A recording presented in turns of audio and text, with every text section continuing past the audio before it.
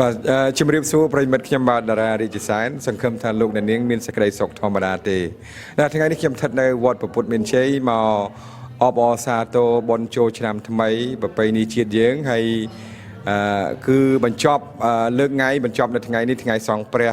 ហើយក៏មានសិល្បករសម្ដែងយប់មិញដែរគឺពេញទីលានវត្តអារាមកន្លែងរំយប់មិញណាហ្នឹងហើយលើកទី1ព្រោះយើងធ្វើចុងក្រោយគេនៅវត្តពុទ្ធមានជ័យបាទអញ្ចឹងថ្ងៃនេះយើងមានឱកាសជួបបងប្អូនខ្មែរយើងផងពីថ្ងៃមិញហ្នឹងហើយឥឡូវយើងជួបតារាចម្រៀងម្ដងបាទយប់មិញយើងអត់មានឱកាសសម្ភាសឥឡូវថ្ងៃនេះយើងមកជួបបងប្អូនជាតារាអញ្ចឹងជម្រាបសួរទាំងអស់គ្នាបងប្អូនបាទហ្នឹងហើយជម្រាបសួរប្រិយមិត្តយើងផងបាទហ្នឹងហើយអូខេបងហ្នឹងហើយអញ្ចឹងចាប់ផ្ដើមពីបងប្អូនខាងនេះណាបងប្អូនជាអ្នកដឹកនាំអ្នកសិល្បៈមកមិនអញ្ចឹងហ៎ហ្នឹងហើយអញ្ចឹងរំលឹកបងប្អូនយើងតិចមកឃើញធីឯងគឺមកអន្តឡែតញឹកញយណាមកច្រើនដងឥឡូវរាយរាប់ប្រាប់បងប្អូនយើងអំពីអ្នកសិល្បៈខ្លះហើយពីខ្លួនឯងចាប់ផ្ដើមពីខ្លួនឯងដំបូងណាហ្នឹងហើយកាន់ដែរបាទជម្រាបសួរដល់ពុកម៉ែបងប្អូនទាំងអស់ខ្ញុំបាទឈ្មោះជុនសុធីបាទហើយសូមប្រសិទ្ធពរជ័យឆ្នាំថ្មីសូមសិរីមង្គលជូនទៅដល់បងប្អូនខ្មែរយើងទាំងអស់គ្រប់ទិសទីគ្រប់ប្រទេសទាំងអស់ផងដែរហើយខ្ញុំមានអារម្មណ៍ប្លែកខ្លាំងនៅខណៈនេះដោយសារឃើញវត្តព្រះពុទ្ធមានជ័យមានការរីកចម្រើនច្រើនខ្ញុំធ្លាប់មកពីកាលមុនដែរប៉ុន្តែឆ្នាំនេះឃើញថាមានព្រះវិហារក៏កើតបាទយ៉ាងសន្ធឹងនៅទីនេះហើយមើលពីចម្ងាយពីផ្លូវទូយប៉ុន្តែមកដល់ចិត្តធំហើយស្អាតហើយជាព្រះវិហារទី1ដែលក៏កើតក្នុងវត្តព្រះពុទ្ធមានជ័យមុនគេនៅក្នុងរដ្ឋអាដាលេដយេអញ្ចឹងមិនថាមានអារម្មណ៍ surprise មែនទែនហើយជាពិសេសយប់មិញឃើញបងប្អូនខ្មែរយើងចូលរួមច្រើនបាទរហូតដល់អស់តុកអស់កៅអីបងប្អូនខ្លះគាត់អត់មានកន្លែងអង្គុយក៏គាត់ត្រឡប់ទៅវិញបាទពិតជាសោកស្ដាយប៉ុន្តែក៏មិននឹកស្មានដែរសូម្បីតែដោយបងផ្ទាល់ក៏ដូចជាគណៈកម្មការអីទាំងអស់គាត់ថាមិននឹកស្មានថាមានការចូលរួមច្រើននៅថ្នាក់នេះសោះបាទជាប្រវត្តិសាស្ត្រសម្រាប់វត្តព្រះពុទ្ធមានជ័យហើយក៏ជាសេចក្តីរំភើបសប្បាយរីករាយដល់ឃើញការគ្រប់គ្រងចូលរួមច្រើនអំពីបងប្អូនខ្មែរយើងបាទហើយសង្ឃឹមថានឹងមានការចូលរួមបន្តទៀតគ្រប់គ្រងរហូតដល់សម្រាប់ឥឡូវឃើញថាសម្រាប់ព្រះវិហារបាទ 90% ហើយបាទនៅសល់តែបន្តិចតួចទៀតហើយបន្ទាប់ពីហ្នឹងសង្ឃឹមថានឹងក៏កើតនៅហូលបន្តទៀតបាទសម្រាប់គ្រប់គ្រាន់ទៅដល់ពុទ្ធសាសនាខ្មែរយើងនៅក្នុងទោះបីយើងនៅក្នុងប្រទេសគេប៉ុន្តែខ្មែរយើងនៅក្រៅប្រទេសបាទគឺថាមិនបំភ្លេចសាសនាទេនៅតែរក្សាប្រពៃណីខ្មែរយើងហើយសង្ឃឹមបងប្អូនយើងទាំងអស់គ្នានឹងចូលរួមបាទចំណែកក្នុងការកសាងក្នុងការគ្រប់គ្រងបាទវប្បធម៌ខ្មែរយើងឲ្យបានច្រើនបន្តទៀតបាទសូមអរគុណហើយមើលមកលើកនេះសម្រាប់នៅអូតែលណាចេះសម្រាប់នៅកន្លែងបងនាងបាទបងនាងចំការបាទដែលគាត់ទើបតែរៀបចំថ្មីផ្ទះនោះអត់ទាន់បានចូលហើយគេទំបោះត្រាឲ្យបានត្រឹមតែ2សប្តាហ៍ទេឲ្យចូលនៅហើយពួកខ្ញុំមកនេះគឺ support ហ្មងមិនអ្នកមកបន្ទប់ privacy ហ្មងបងនាងមួយណាចេះបងនាងនៅក្បែរនេះយេបាទគាត់អ្នកចំការធំជាងគេណាស់បាទអូគេផ្ទះគាត់ធំតាធំបាទផ្ទះគាត់ធំហ្នឹងស្រួលប៉ុន្តែមិនបានការនាងនេះក្បែរនេះមិនបានទៅស្នាក់ផ្ទះធំគាត់ហ្នឹងទេផ្ទះថ្មីដែលគាត់ធ្វើយេគាត់ធ្វើមាន7បន្ទប់ហើយពួកខ្ញុំមកនេះម្នាក់មកបន្ទប់ម្នាក់បន្ទប់ហ្មងស្រួលហើយកាត់ខ្សែបូហ្មងគាត់ធ្វើឲ្យទុំconsult គេអត់អនុញ្ញាតឲ្យចូលរស់នៅអញ្ចឹងបានពីអាទិត្យអញ្ចឹងពួកខ្ញុំមកហ្នឹងគឺថ្មីចេះមកសម្ពោធផ្ទះហ្នឹងបន្តបានទៅលេងផ្ទះគាត់ក្បែរវត្តនេះហ៎ទៅហើយគាត់បាន invite ពួកយើងទៅញ៉ាំបាយយើងលេងមួយគាត់បាទអរគុណច្រើននៅទឹកចិត្តរបស់គាត់បាទហើយចំពោះគាត់ពីចម្ងាយផងឲ្យបានសុខភាពល្អទាំងក្រុមគ្រួសារនិងជោគជ័យបន្តទៀតគ្រប់ភារកិច្ចបាទហ្នឹងហើយអរគុណដល់បងអូនម្ដងហើយបងអូនក៏បងឃើញពីប៊ីដងដែរណាមកសម្ដែងនៅវត្តព្រះពុទ្ធមានជ័យនេះណាប៉ុន្តែឥឡូវក្រៅពីវត្តព្រះពុទ្ធមានជ័យមានទៅណាទៅណីទៀតដែរបាទនិយាយរឿងសម្ដែងនៅទីនេះសិននៅទីក្រុងអាដាលេដសិនហើយចាំប្រាយរាប់ពីកន្លែងផ្សេងៗបងអូនបានទៅដែរមើលហ្នឹងប្រាប់ណែនាំខ្លួនផងចា៎នាងខ្ញុំឈ្មោះរតនពិសីក៏សូមគោរពជម្រាបសួរដល់ពុកម៉ែបងប្អូនដែលរស់នៅប្រទេសអូស្ត្រាលីជាពិសេសផងដែរហើយនាងខ្ញុំមានអារម្មណ៍សប្បាយរីករាយមែនទែនដែលបានមកសម្ដែងនៅក្នុងវត្តព្រះពុទ្ធមានជ័យបាទអរគុណបាទខ្ញុំបាទឈ្មោះពិនគ្រឹស្ណាបាទជាសិល្បៈចម្រៀងបាទនេះជាលើកទី2ហើយបាទដែលខ្ញុំបាន មកសំដែងនៅក្នុងវត្តប្រពុតមានជ័យបើកាលពីឆ្នាំ2018បាទខ្ញុំបានមកម្ដងដែរបាទនេះជាលើកទី2ហើយឃើញថាបាទវត្តបាទរីចម្រើនច្រើនហើយក៏អរគុណដល់ពុកម៉ែបងប្អូនដែលបានចូលរួមកសាងហើយក៏សូមថ្លែងអំណរគុណទេវតាឆ្នាំថ្មីតាមថែរក្សាពុកម៉ែបងប្អូនដែលរស់នៅប្រទេសអូស្ត្រាលីទាំងអស់បាទមានសុខភាពល្អសំណាងល្អហើយ គ្រប់ជំរាបសួរនាងខ្ញុំឈ្មោះកឹមសវណ្ណជាតារាចម្រៀងមកពីប្រទេសកម្ពុជាចាលើកនេះដែរខ្ញុំមកបានលើកទី2ប៉ុន្តែគាត់ថាអត់បានមកដល់វត្តប្រពុតមានជ័យនេះទេតែលើកនេះខ្ញុំបានមកដល់វត្តប្រពុតមានជ័យលើកទី1ចាពិតជាមានអារម្មណ៍ថាសប្បាយរីករាយមែនតើដែលឃើញខ្មែរយើងជួបជុំគ្នានៅក្នុងបរិវេណវត្តនេះហើយវិហារឡើងស្អាតបង អូនមកនឹងថាអូនជាអ្នកចុចភ្លេង keyboard ហ្នឹងហើយមកសម្ដែងបានដងហើយ ខ្ញុំមកនេះ2 ដងហើយបង អូខេ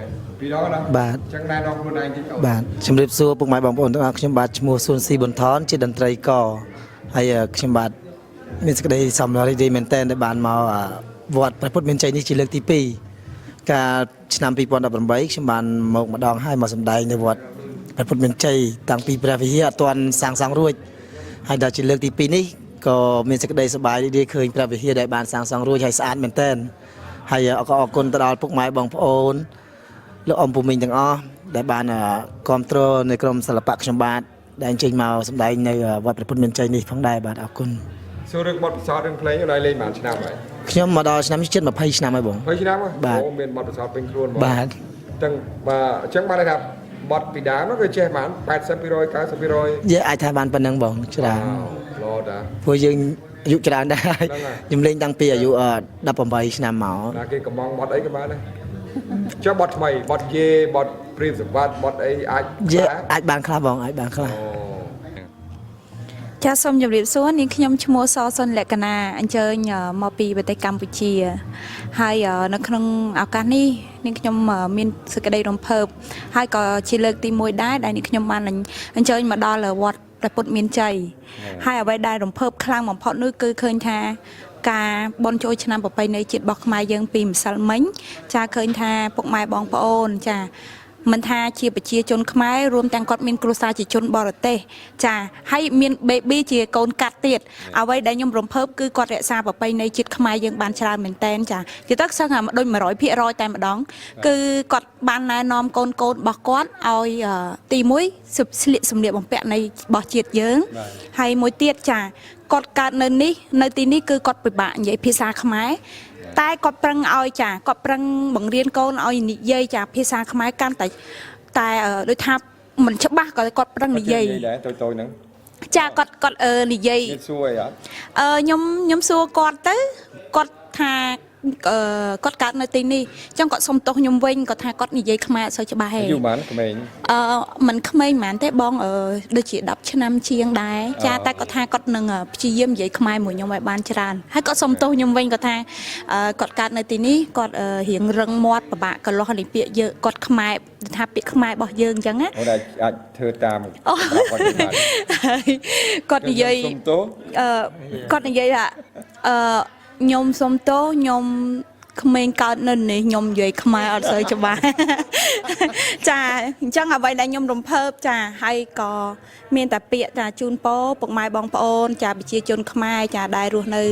ចាប្រទេសអូស្ត្រាលីគ្រប់រដ្ឋចាសូមឲ្យចាក្នុងឱកាសនេះចាមានសុខភាពល្អរកទទួលទានមានបានជាពិសេសចាចង់ប្រាថ្នាអ្វីឲ្យសម្រេចដូចបំណងគ្រប់គ្នាតែម្ដងចាមិនបោះសួរបន្តិចសិនមិញថាមកអាឡៃលើកទី1ឬក៏មកអូស្ត្រាលីលើកទី1 បើអាដេលេដនាងខ្ញុំមកជាលើកទី3ហើយចាហើយសម្រាប់ប្រទេសអូស្ត្រាលីគឺមកជាលើកទី5អូអញ្ចឹងមកវត្តពុទ្ធវិជ័យចាជាលើកទី1ចាបងវ៉ាវហើយអញ្ចឹងមកសម្ដែងអាឡៃទីលើកទី3ជាលើកទី3ចានៅវត្តណាខ្លះនៅកន្លែងណាខ្លះការនាងខ្ញុំមកលើកទី1និងលើកទី2ខាងវត្តខ្មែរអាដេលេដចា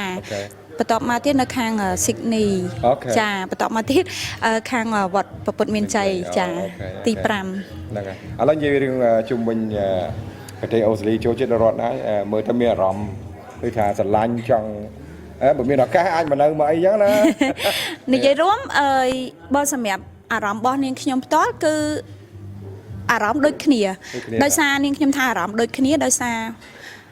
ប្រជាជនខ្មែរដែលគាត់រស់នៅគ្រប់រដ្ឋគាត់មានភាពដូចថាស្រឡាញ់ការរាប់អានរបៀបទោះបីយើងជាអ្នកមកពីចម្ងាយមិនជាអ្នកស្នាក់នៅទីនេះតែយើងអ្នកចម្ងាយក៏គាត់នៅតែមានភាពកក់ក្ដៅឲ្យយើងទៅវិញទៅមកអញ្ចឹងមានន័យថាទៅរដ្ឋណាក៏បានចាគឺអារម្មណ៍របស់ខ្ញុំសម្រាប់ខ្ញុំគឺខ្ញុំមានអារម្មណ៍ថាបងប្អូនគាត់ស្រឡាញ់យើងដូចរដ្ឋផ្សេងជាជនខ្មែរចាទឹកចិត្តតែមួយបងចា អូខេ ខ្ញុំដូចខ្ញុំមានយោបល់តិចបាទខ្ញុំគ្រាន់តែសុំសរសើរក្មួយទាំងអស់ ចា ក្មួយចេះដាក់តម្លៃខ្លួនណាទី1ផ្នែកគ្រប់ណាទី1ណា ចាបង ទី2អ្វីៗក្មួយទាំងអស់អត់ចេះប្រកាន់ ចា នេះខ្ញុំឃើញសភាពការតែក្មួយស្រីក្មួយប្រុសទាំងអស់ដែលជួយលេងចានជួបចាន ចាបង ខ្ញុំមិនដែលឃើញទេខ្ញុំព្រោះស្ពលមិននេះមនុស្សសញ្ចេតនាខ្ញុំ ចា ខ្ញុំនៅរដ្ឋម៉ែលប៊នទេប៉ុន្តែខ្ញុំឃើញទឹកចិត្តក្មួយប្រុសក្មួយស្រីទាំងអស់ជីនេះជាអ្នកកាន់ប្រពៃណីខ្មែរជាអ្នកកាន់ពុទ្ធសាសនាជាអ្នកគោរពនៅបុណ្យ ចា អ្នកអំពើបុណ្យនេះហើយដែលធ្វើឲ្យក្មួយទាំងអស់មានសេចក្តីរហ័សខ្ញុំរំភើបណាខ្ញុំជម្រាបប្រាប់ញាតិញោមបងប្អូនទាំងអស់ថាក្មួយអ្នកចម្រៀងទាំងអស់ទាំងស្រីទាំងប្រុសមានមោទនភាពជួយយើងជួយលេងចានអូនពីម្សិលមិញមួយថ្ងៃវល់ល្ងាចមកជប់ពេលលោកឆាន់ហើយអូនខ្ញុំអត់ដែលឃើញទេបងខ្ញុំទៅនាអ្នកចម្រៀងមកនៅម៉ែលប៊នហ្នឹងប្រហែលជាមុនកូវីដហ្នឹងគឺច្រើនណាស់ក៏ប៉ុន្តែខ្ញុំទៅឃើញក្មួយប្រហែលអ្នកហ្នឹងទេ ចាអរគុណលោកពូ នេះ សធាផលប បាទ ន ជា បន ផលបុណ្យ ហើយក៏បងប្អូ សិ ន ទ្ធិអ្នកកាន់ពុទ្ធសាសនាជាក់ស្ដែងពិតប្រាកដមែនខ្ញុំទៅនាមកពីដើមនៅក្មួយគេទៅដេកទៅផ្ទះហ្នឹងពេលទៅដឹកគេម្ដងលំបាកចង់អស់ហើយនេះទៅឃើញក្មួយប្រហែលអ្នកហ្នឹងឯងដែលមានមោទនភាពខ្ពស់ធ្វើឲ្យលោកពូបំភ្លេចមិនបានណាដូច្នេះសូមជូនពរណាមួយណាអ្វីដែលមួយប្រាថ្នាហ្នឹងសូមឲ្យបានសម្រាប់ដោយបំណងជាពិសេសបើសិនមានអ្នកណាជួយទៅនាមនៅអូស្ត្រាលីយកចឹងមកចុះមកចុះហ្នឹងហើយចង់បានណា ខ្ញុំដើររក single man ណា ធនធានចឹងចង់បានណាមែនទេលោកពូចង់បានណាឃើញធនធានរបៀបនេះគឺចង់បានហើយធនធានរបៀបឥឡូវយើងនិយាយសរសើរប៉ុណ្ណឹងឲ្យអស់ទៀតបងសូមវិញតិចនិយាយពីសិក្សានុសិស្សដែលព្យាយាមមករៀនសូត្រនៅប្រទេសអូស្ត្រាលីអូនណាភាគច្រើនជាអ្នកចេះដឹងផ្នែកពុទ្ធសាសនាគឺមកយកចង្ហាន់វ៉ាន់ជូនយកអ្វីៗមកប្រគេនសង្ឃមកចេះមកបាំងស្គរលេណាតែកូនខ្ញុំអីកើតនៅអូស្ត្រាលីហ្នឹងអត់ទេតែថ្វាយគុំលោកវាមិនចេះផងដូច្នេះអ្នកចង់បានគំរូទាំងអស់ហ្នឹងដើម្បីឲ្យក្មេងទីនេះដឹងអរគុណណាជូនពរឲ្យជោគជ័យទាំងអស់គ្នាណាហើយយើងថ្ងៃ17ហ្នឹងគឺទៅមែលប៊នអញ្ចឹងហ្នឹងហើយខ្ញុំឃើញគេទៅលវនហៅគ្នាអានេះជួយអញមកតុកតនោះជួយអញមកតុកទៅខ្ញុំលឺច្រើនណាហ្នឹងហើយអញ្ចឹងឲ្យសេចក្តីប្រាថ្នានេះឲ្យជោគជ័យណាកូនណាហើយបើបានមករស់នៅអូស្ត្រាលីនេះហិតល្អទៀតអរគុណណាស់អញ្ចឹងយកមកទាំងអស់ណាអរគុណជូនពរ អរគុណដល់មកកូនបាទ